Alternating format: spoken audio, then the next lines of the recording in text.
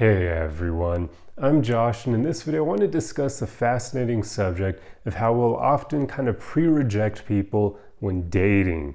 This is one of those defense mechanisms for our ego, because if we believe that there's a high chance the other person will end up rejecting us at some point, guess what we'll often do?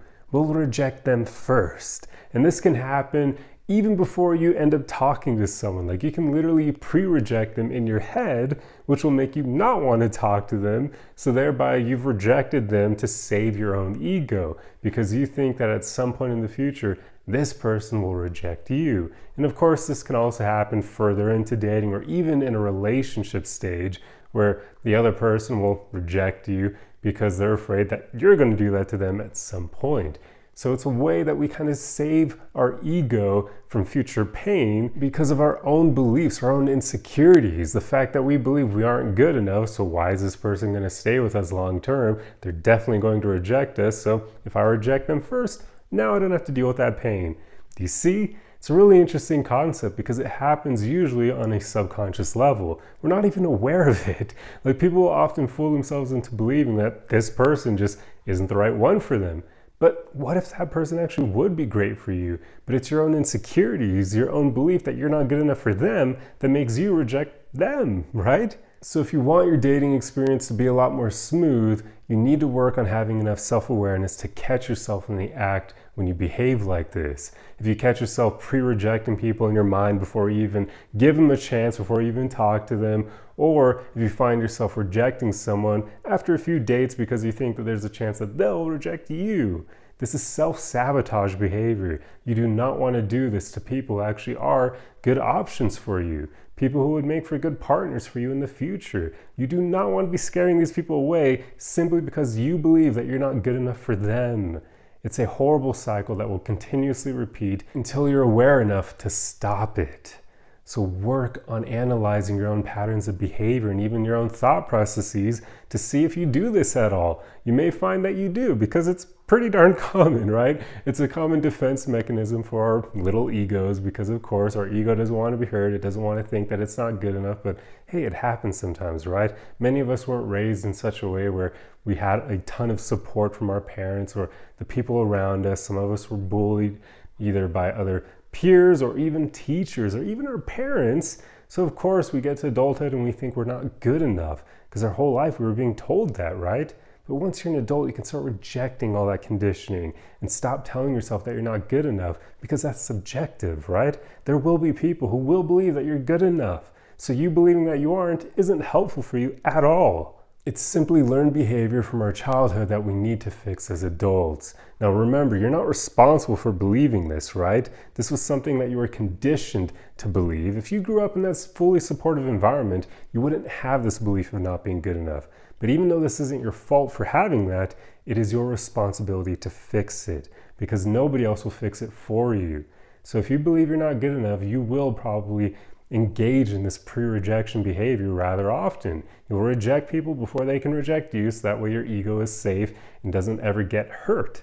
But again, you're robbing yourself of the beauty you can create with other people if you allow this to keep happening. So it's in your own best interest to catch this behavior and to work on fixing it, to start rejecting this idea that you're not good enough. Because who told you that? And what incentivized them to do that? We need to often think about not just taking people at their words, but thinking about their intentions behind why they tell us these things. If you had bullies telling you that you weren't good enough, or teachers or parents, why did they say these things? I can tell you that their intentions behind being that cruel to you, they're not good. You know that they're not trying to help you, so why listen to that crap? It's in your own best interest to reject any kind of conditioning like that that doesn't serve you, especially if it's conditioning coming from insecure people who are trying to bring you down to their level. If you were, as a kid, somebody that had a lot of good qualities, people will try to tear you down. And as kids, of course, we don't have a lot of defenses in place to protect ourselves from insecure people.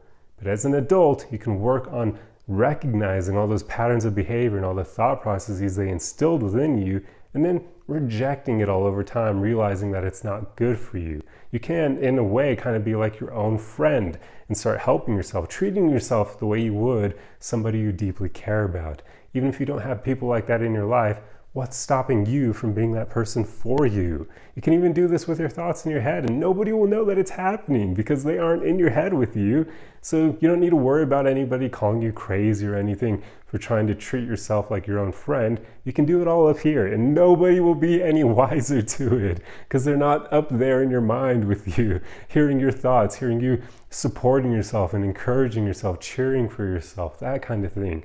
This is how you can get to a place where you start recognizing your own worth and stop rejecting all the insecure nonsense that people tell you, all their attempts to bring you down simply because they can't handle their own insecurities and they try to lash out at the world over it. But anyway, I truly hope that you now have an idea of how to combat this pre-rejection behavior, because it simply isn't something that's going to help you much in the long run. Sure, it protects your ego, but at the same time, it robs you of being able to connect with others. Because as soon as you encounter someone who has worked on their insecurities and would be a good partner for you, you're probably going to think, I'm not good enough for them, and then you reject them instead of exploring something with them and creating beauty with them. And now you've robbed yourself of that opportunity to invite this awesome person into your life. And that will continuously keep happening until you work on that thought of you not being good enough. Because again, who the hell told you that? Why are you listening to that? And if it's your own mind telling you that, that's again not you. That's conditioned behavior from your childhood probably. So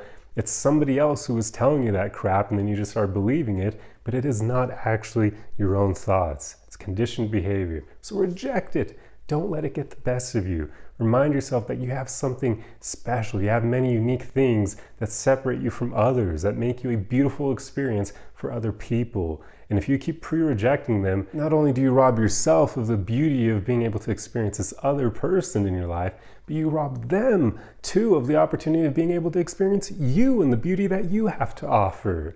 So don't allow yourself to continue any pre-rejection behavior. Work on the root cause of it, that feeling of not being good enough. And then once you fix that, you can finally start dating again from a place of empowerment, where you're no longer going to hold yourself back and shoot yourself in the foot before you even begin running simply because you think the other person will reject you at some point. Instead, you'll cast that aside and you'll be more open to the beauty that you can experience with them. That is the way you want to date.